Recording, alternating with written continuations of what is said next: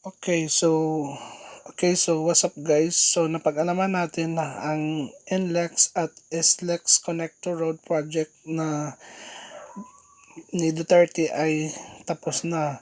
So maraming Pilipinong citizen or mamamayan na talagang sobrang happy nila dahil ang daan na ito ay napakinabangan na. So kilalanin natin kung ano ang background ng daan ito, magkano ang budget at tsaka etc. Okay? So, let's watch and learn. So, NLEX and SLEX Connector Road Project. That is the title of the program. And then the main objective of this is to stimulate development in Manila, Caloocan, Malabon, and Navotas, as well as its surrounding areas. Decongest Metro Manila traffic, provide truck with a 24/7 alternative route, and solve truck ban problems. It's that because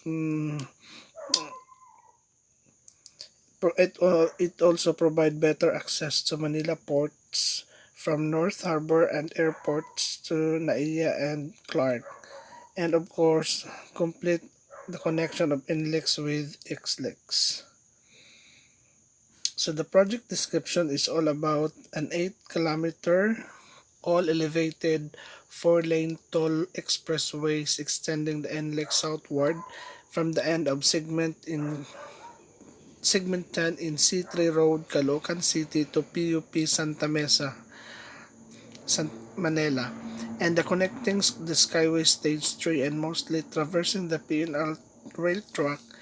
The project includes two interchanges located at C3 Road, 5th Avenue, Caloocan City, and España, Manila. So what is the project benefits?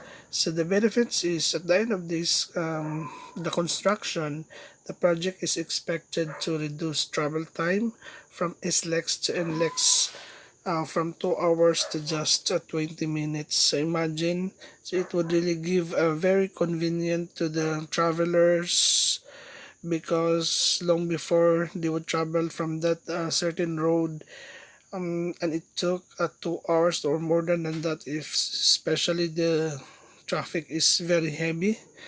But now you could just travel it by just 20 minutes, and the benefits of that road also could reduce travel time from Clark to Calamba from approximately 3 hours to 1 hour and 40 minutes.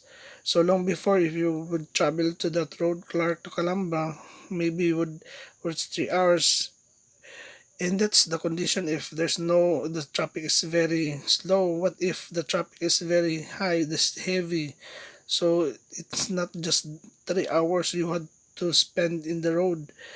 But now, since that road is available, so approximately you could spend 1 hour and 40 minutes, and benefits at least 35,000 motorists or vehicles per day who would pass by in that certain road, and improve connectivity between Naiya and Clark. So the project concessionaire is the Manila North Tollways Corporation, or also known as MNTC. What is the project cost? A lot of people may be asking how much that the government spends for that certain project. Some maybe would think if there is any corruptions or other red tape involved for that certain project or not. But one thing for sure, if that certain area is headed by our president, I'm sure that there's no corruption in that. So the activity is civil works. It would cost 15.7 billion pesos, and the right of way is 7.4, and relocation of utilities is 0.1 billion. So all in all, that certain project in Lex and SLEX is um 23.303 billion pesos. Okay, so somehow a lot of money, but it's worth it because the road is that high standard or quality, comparable. It could compete and comparable to other country road with high quality. And the project status is a right of way acquisition. We have here from the table, as you can see, the section, the length, and the site position. In the section 1 is belong to Caloocan. The length of that is 1.25 kilometer. It's almost the position site is 96.71%. Section 1 Manila 3.90 kilometer, and the site of position is 75.86%. And for the section 2 Manila is, in terms of their length, we have a 2.75 kilometer, and the site position is 81.25%. Okay, the construction activities is section 1 Caloocan to Manila is 5.15 kilometer, and accomplishment is almost 17.14%.